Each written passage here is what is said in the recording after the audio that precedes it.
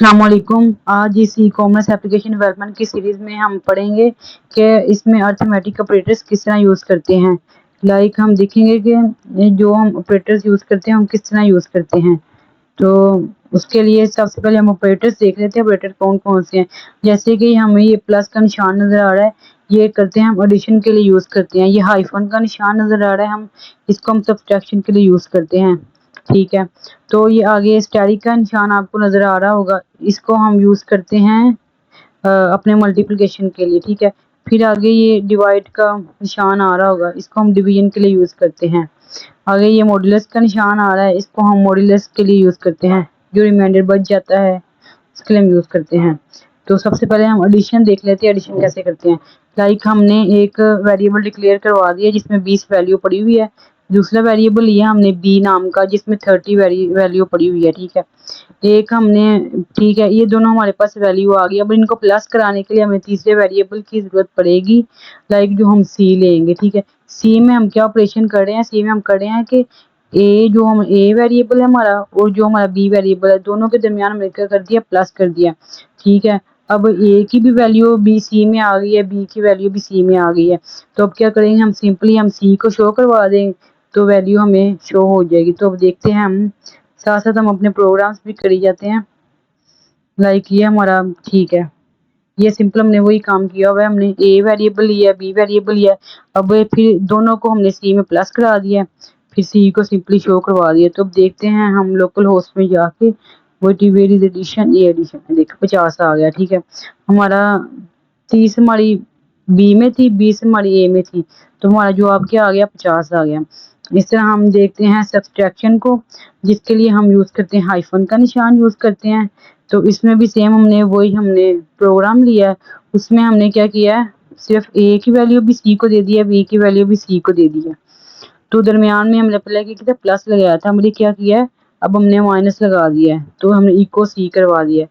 अब देखते हैं कि इसका क्या जवाब आता है।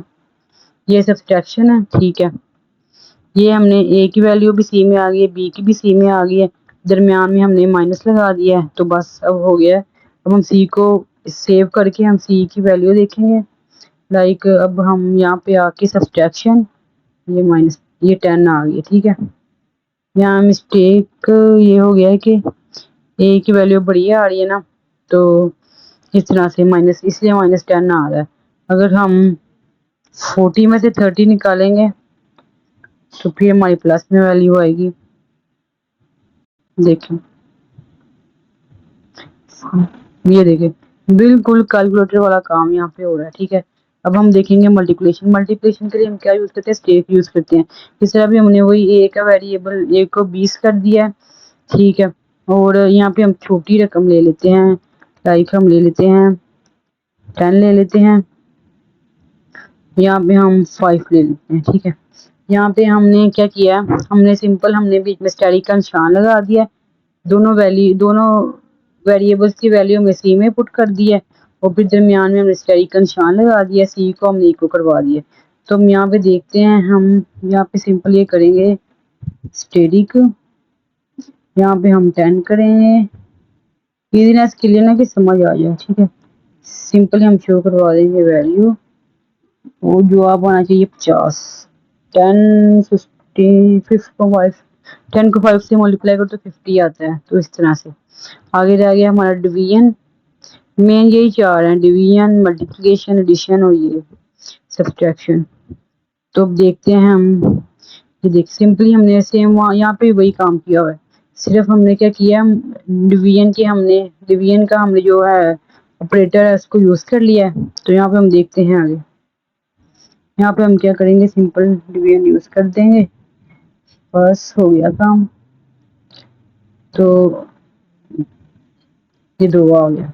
ठीक है, अगर 5 में से हम निकालेंगे 10 को, तो 2, 5 में से हम 2 को डिवाइड करेंगे तो 10 को डिवाइड करेंगे तो 2 ही आएगा। तो ठीक है, अब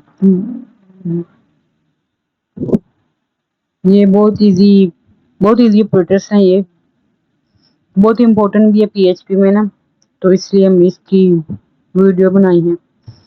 बस आज के लिए इतना ही।